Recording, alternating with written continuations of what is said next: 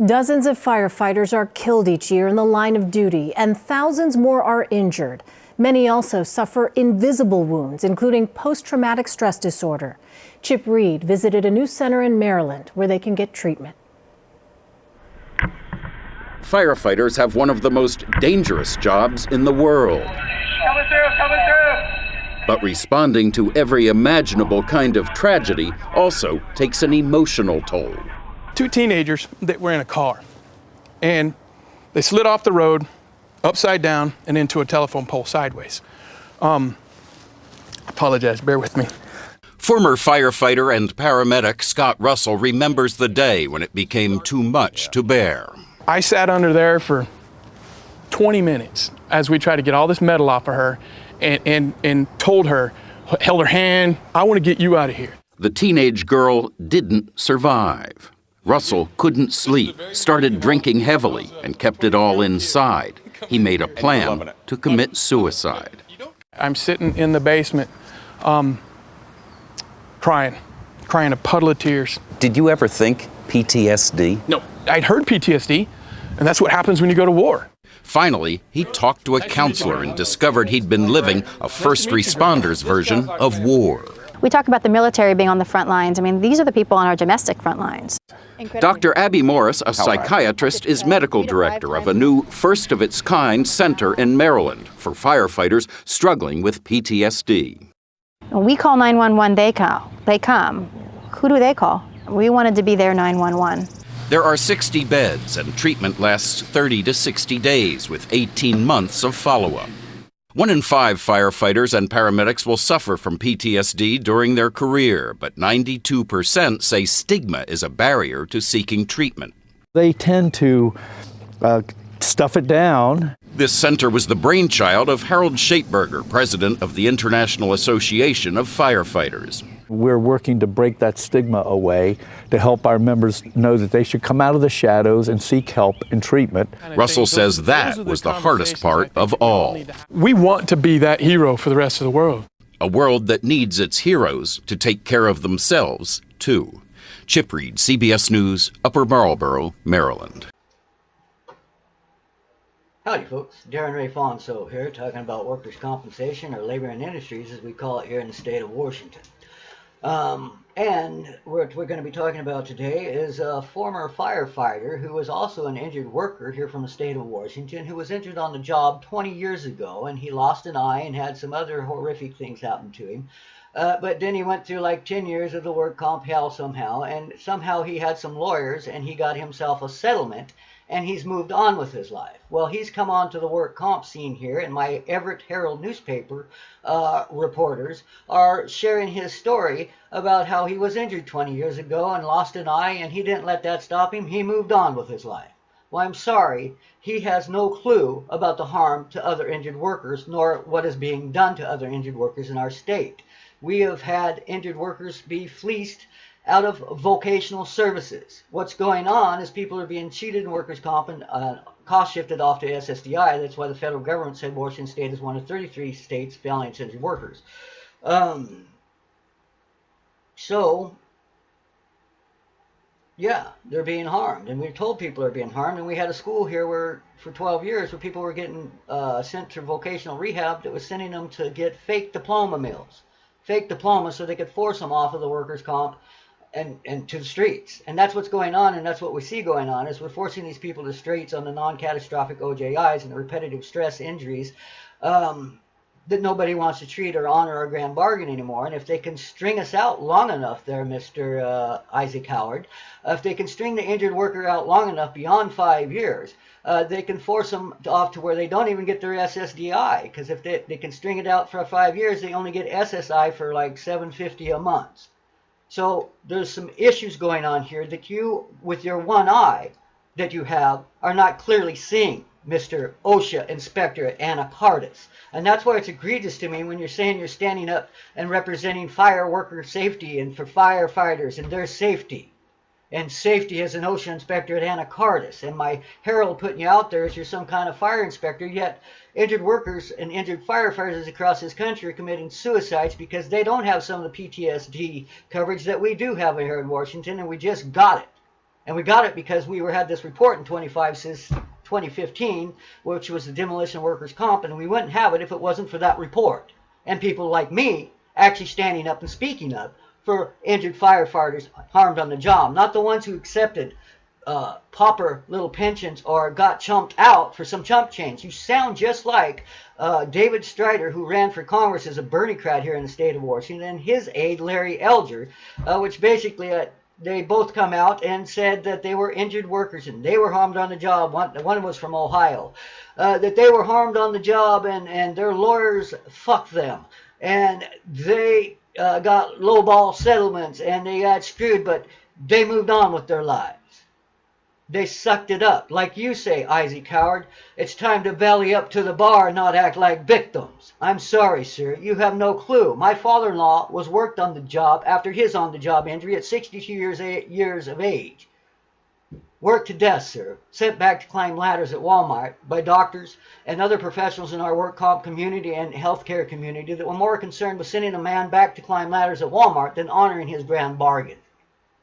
So when you want to compare your apples to other people's oranges, you might want to take some time to investigate what's happening to the fellow injured workers in your community, because you haven't been one for 10 years. You were one and you were fighting it, and you're still an injured worker. I'm not saying you're not, but to use your grief and the harm done to you and the fact that you allowed yourself to be chumped out instead of probably getting the pension because you said you had a doctor that declared you fully disabled, but yet you want to come around and try to get mad at other people who are fighting for their human rights and their entitlement to the pensions that they are entitled to, or other vocational services that they're being intently cheated out of so that they might be able to put back in the game like you, sir.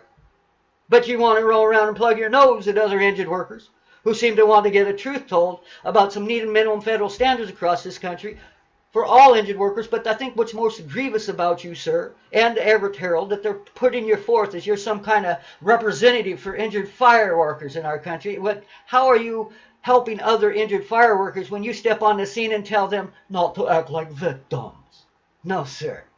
You're egregious, and you're not into worker safety. If you were, you would stand up for the minimum federal standards so that the PTSD coverage some of the firefighters enjoying now here in Washington State, people in Ohio and in some other states that aren't honoring and giving those firefighters PSD coverage, and police officers and others, we need to do that. And so when you say you're fighting for firefighters and fire safety, no, you're not.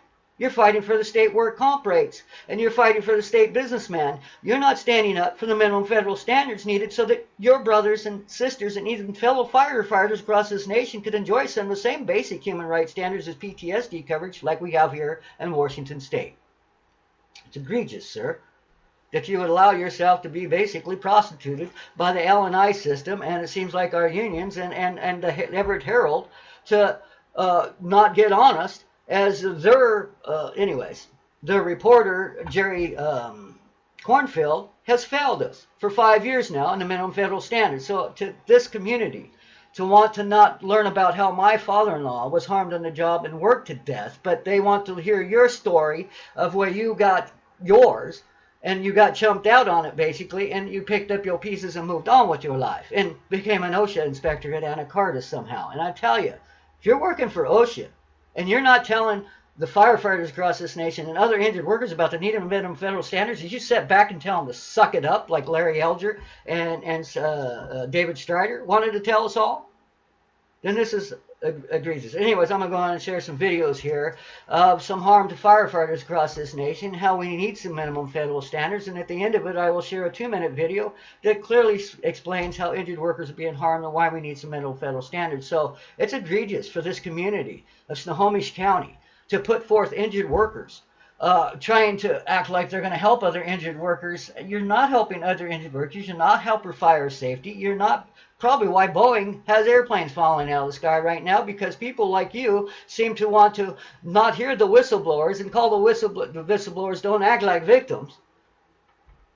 Maybe people should not be victimizing us to start with, and maybe you need to learn how other humans and how their work comp process didn't work out as well as it did for you, sir. And I'm not sure taking a pimped out, chumped up thing, but anyways, I want to say one thing to you also, Mr. Isaac Howard.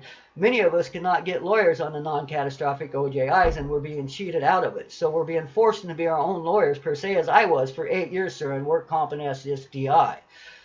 So you don't know what's really going on for the other injured workers as you step forth and say, I had this harm to me, I got better, and I moved on. I'm sorry, sir. It's not about the amputated parts or just your eye or our broken backs or our repetitive stress injuries. It's not just about the physical injuries, sir. It's also about the amputated spirits in a process that drug you out for 10 years and then chump you out for chump change. As you now say, oh, you picked up your life and moved on and got over it. And tell others that you need to suck it up because you sucked it up and bellied up to the bar after they butt-fucked you in the ass, basically, sir. I call foul. And I don't fear you or your firefighter friends because I'm the one standing up for the firefighters in our community, not you, sir. I fight for all firefighters across this nation, all injured workers across this nation. But let's hear from the firefighters that you seem to not want to hear from, nor share their stories, nor their need for some federal standards and PTSD coverage on a federal level, as you seem to support the state lawmakers and the state cash cow over us injured workers crying foul and trying to blow the whistle. Yes, let's hear from the firefighters, sir.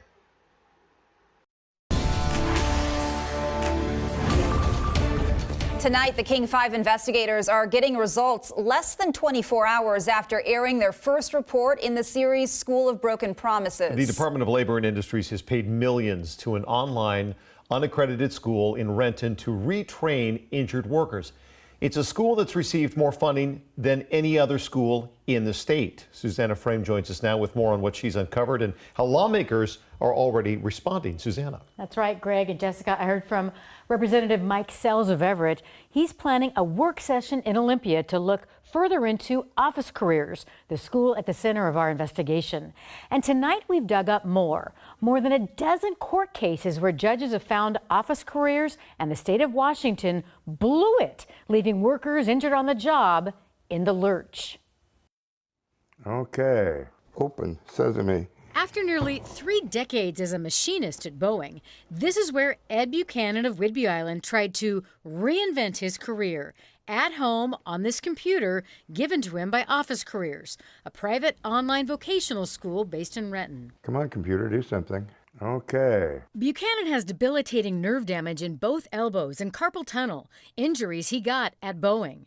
The state paid $15,800 in tuition so Ed could go from machinist to receptionist. I am not a receptionist. Buchanan kept daily logs during his course. The notes show a student lost and miserable. I've yet to finish a lesson. I'm terribly confused. The instructor skims and acts as if I'm computer literate. I don't understand. This is a waste of time. I've gotten nothing accomplished. I wasted 2 hours a day, 5 days a week for however long I was in that thing. It was a year-long program, and at the end, regardless of his rocky performance, the school issued Buchanan a certificate in computer clerical training, and the state issued a finding. He was now employable and ended his worker compensation benefits. You have a certificate. It looks good. Do you think anybody would hire you today to be a receptionist? If it was unskilled, hell no. No way. No way. Not in the least. That certificate means nothing. State Industrial Appeals Court judges agree. In the last 6 years, 15 disabled workers with benefits cut off after attending Office Careers appealed the state's decision. And every single time, the worker won. 100% of the time, judges ordered L&I to reverse its decision and reinstate benefits. In Beverly Wasson's case, a judge found she took the course but didn't acquire the skills necessary to perform the job. Marnie Thorvaldson testified when she didn't understand, she was just moved on to the next thing by the instructor. The judge wrote there is a somewhat dubious nature to the online program. Is this a big waste of taxpayer dollars? Absolutely. Elizabeth LaPlay is a veteran injured worker attorney. She says those legal decisions should be glaring red flags for top L&I officials who continue to sign off on Office Careers retraining programs. They know it's not working. They've been told it's not working. We're telling them it's not working, and they continue to do it. Francisco Navarro of Linwood showed us the scars on his shoulder from 3 surgeries. He got injured at Microsoft, delivering heavy boxes of food on the campus for 10 years. After receiving this certificate from Office Careers, L&I terminated his benefits. His state-hired counselor said he'd be an excellent candidate for motor vehicle dispatching with his new computer skills, knowledge of the area, and ability to communicate fluently in English. Yo no hablo en inglés. Francisco Navarro doesn't speak English, and he says both Office Careers and L&I knew it. ¿Qué piensa usted esta escuela? Yo no aprendí nada en Office Careers. I didn't learn anything at Office Careers. It wasn't a secret. The teacher spoke Spanish to me. They knew that every meeting with the state counselor or doctor, I have an interpreter. They know I don't speak English. Navarro appealed his decision and won, and the judge found something else disturbing about the case. He wrote, "The evidence shows Mr. Navarro did not complete the program, but he was given a certificate anyway." If it's accurate, it's a huge concern. Rich Wilson oversees the Injured Worker Retraining Program for Labor and Industries. He says the state still uses Office Careers because there's no concrete proof of major problems there. But handing out certificates without completing the program, he says that's over the line. If this is true, it's absolutely wrong. The workers deserve better than that. Everyone in our system deserves better than that. We're paying for this education. The state doesn't have to take our word for it, or the judges. So you're admitting that? David Jordan, the owner of Office Careers, confirmed to me that's happened. Have you given out a certificate when someone didn't complete the program? The certificates typically represent the effort of the student put into the program, and we want to reward them in you did try here. Some people might even think that's falsifying a record.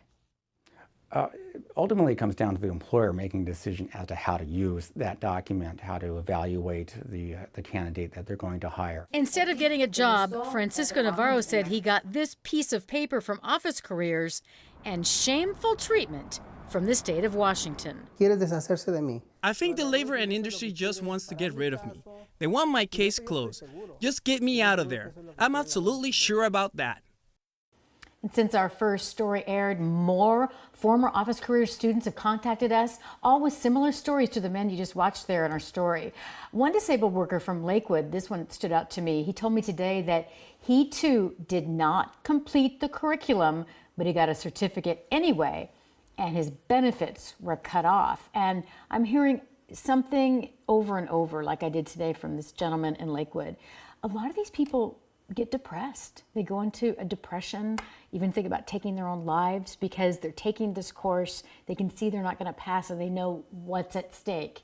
If I can't get a job, they're going to, if I pass, they're probably going to cut me off. And then where will I be? And not to mention they don't even have those skills to move forward with their own lives. Right. So obviously this investigation just kind of getting going as far as all these people are coming forward. We have more cases. So what's next? Next, we're going to take a look at how the state's own experts a couple of years ago warned Labor and Industries about this specific school, and it's taking quite a while for things to be implemented. The water's churning now, though, isn't it? Okay, Susanna. Phones are lighting up. Yeah, keep us posted. Tonight, the King 5 investigators bring to light a months-long fight between a beloved Thurston County fire chief and the state of Washington. Chief Warren Peterson of Olympia turned to the Department of Labor and Industries after nearly dying in an on-the-job accident. But instead of help, the state put up roadblocks. King 5 investigator Susanna Frame joins us now with a story that has taken lots of twists and turns. Susanna. Greg and Joyce, this is a chief who's given his life to public service, but when he suffered serious work-related injuries, L&I repeatedly denied his claim, insisting he wasn't on the job when he got hurt. And then the state made a move experts in the field say they've never seen before. Lay it back.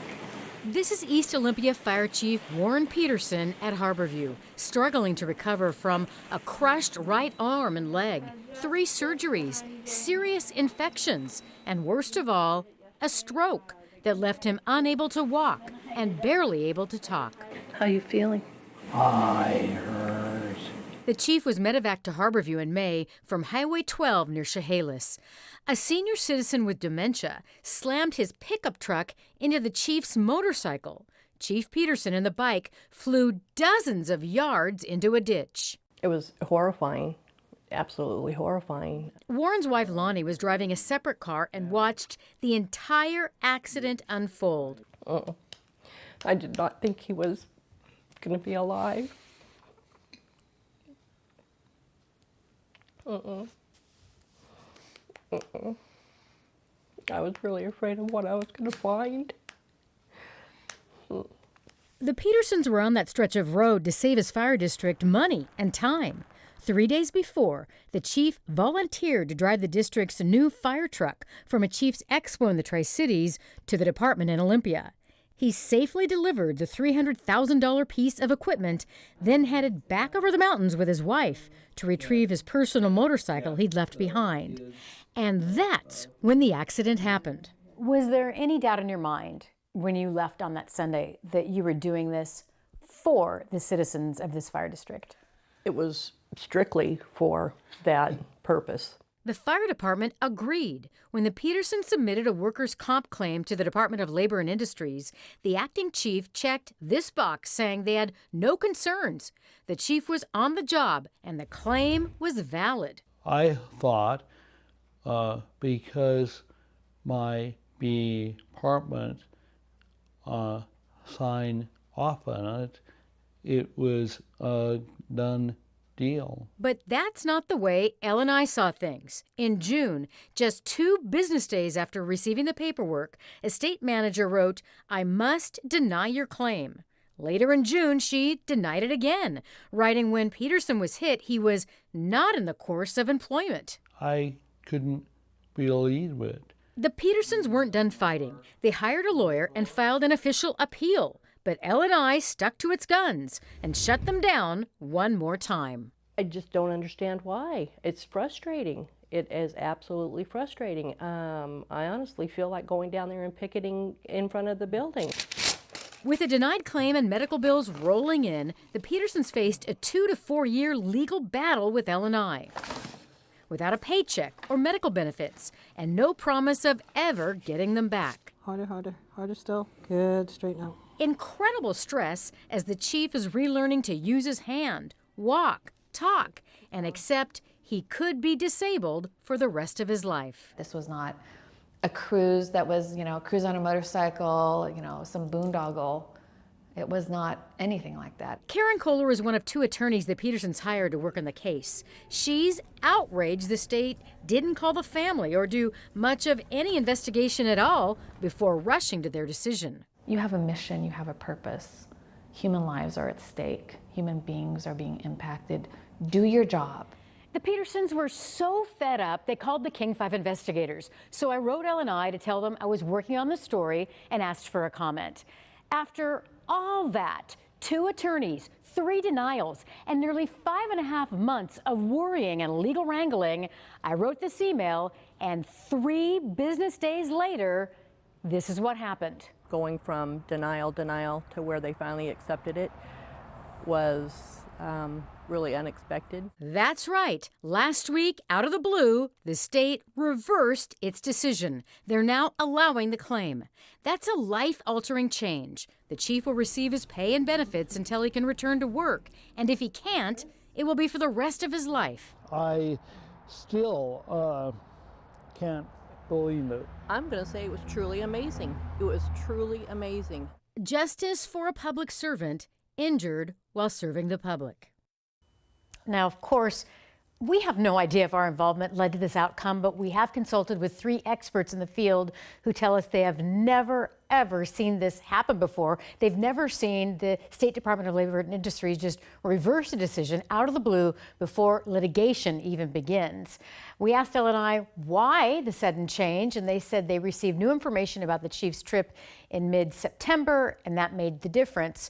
But the chief's point is this. Yes, of course, they're thrilled to have this claim accepted, but they didn't think it should have taken all this, all this fighting, hiring attorneys and so forth before the right thing happened. And it's like you said, he's a public servant on the job after everything that he's done to devote his life to service. Yes. That they would have to have gone through all of that. 40 years. I can't imagine how elated they were to get that news.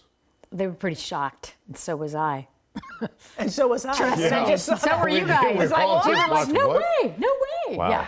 Yeah. Good ending for all of them. Yeah, That's absolutely. Great, Susanna. Steve Andrews is giving a voice to the voiceless and taking the powerful to task. Now, a Target 8 investigation. He didn't want to die. He just didn't want to suffer anymore. Her brother, a Tampa firefighter, suffered in silence, and then the unthinkable happened. Firefighters and other first responders rushed to help the victims of every imaginable tragedy and accident. For many, the horrific images stay with them. And over time, that can, of course, impact their mental health. Some turn to drugs or alcohol to numb the stress and the pain. And Target 8 senior investigator Steve Andrews found others take it a fatal step further. Yeah, and the suicide rate for firefighters is on the rise. And in Tampa, we lost one as recently as September. In Florida, if a firefighter is physically injured on the job, workers' comp will pay for treatment and therapy. Not so for a mental health injury.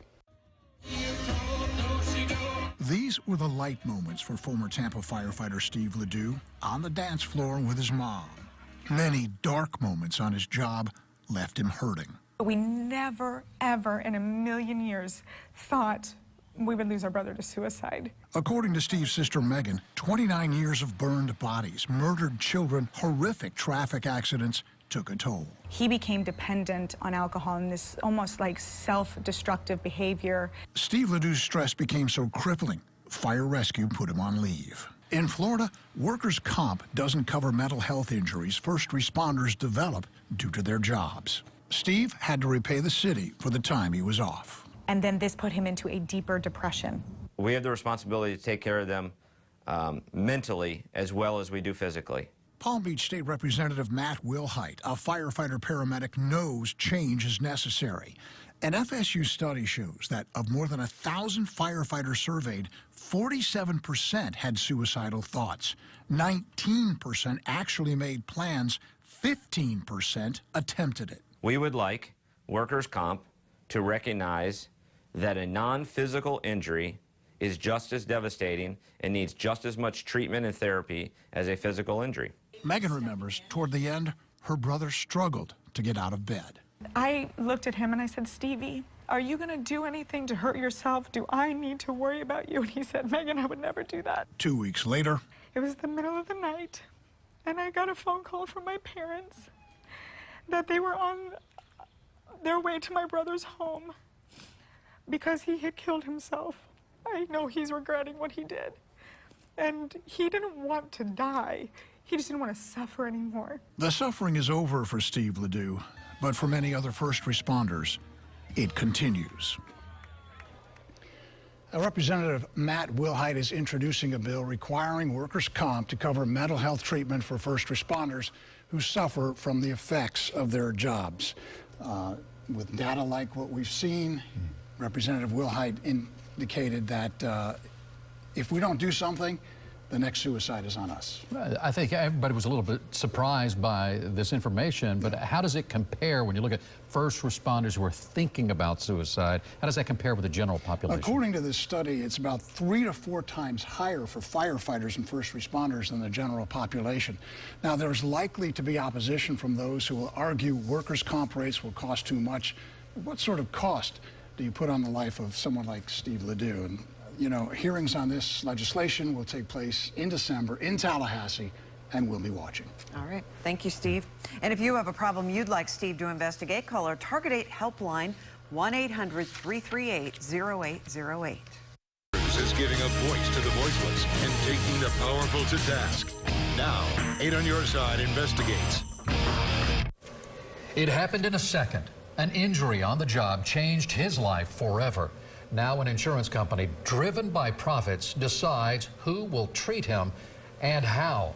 More than 250,000 Florida workers will suffer injuries on the job this year, and some of them severe. If you're one of them, you are at the mercy of your employer's workers' comp insurance carrier. And on your side, senior investigative reporter Steve Andrews tells us your care depends on what that insurance company will actually approve. Yeah, you know, it can happen this quickly. A serious accident at work. Insurance companies call the shots about your medical care, and what one company is putting a Lakeland man and his family through adds insult after injury.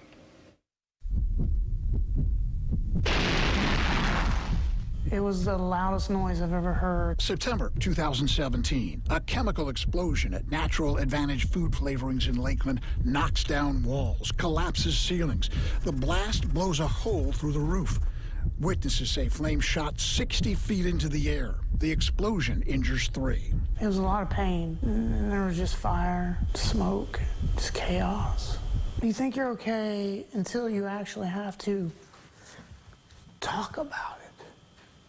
Fire and chemicals scorch employee Neil Ackelberger. Paramedics rush Neil to Tampa General's burn unit. When wife Robin arrives, she's not allowed to see him. My fear was, if he dies, am I going to get to tell him goodbye? Doctors finally let her back. I could tell he had been blown up. I mean, there's one doctor on this side with one arm up, one doctor on this side, and they're just ripping skin off. And I remember them, you know, having to physically pull the skin off of my arms and my neck and my ears. Fire left Neil with 2nd and 3rd degree burns. Chemicals caused blistering under his arms, down his back, legs, and thighs. Doctors surgically implant pig skin on his arms. One is successful, the other isn't. That's it, done, done. Deep breath, deep breath, deep breath. Twice a day, he undergoes painful debridement, removing dead skin. Let me know when you're ready. Okay.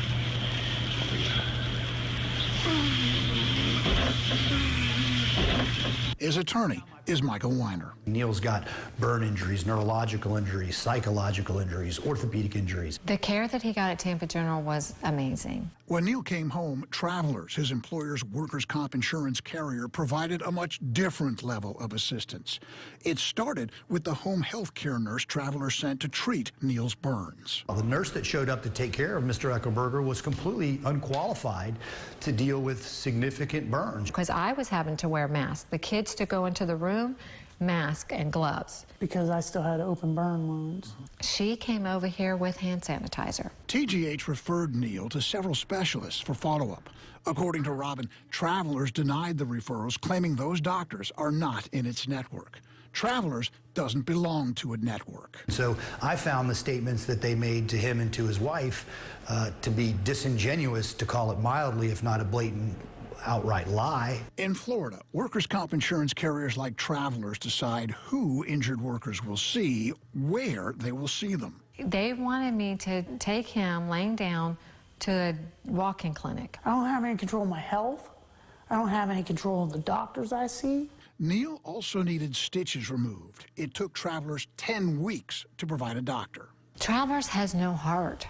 According to Michael Weiner, insurance carriers run the show, provide medical care on the cheap, frustrating patients in an effort to push them into using their own private health care insurance. Steve, the inmates run the asylum. There really is no governing body that exists to hold insurance companies accountable.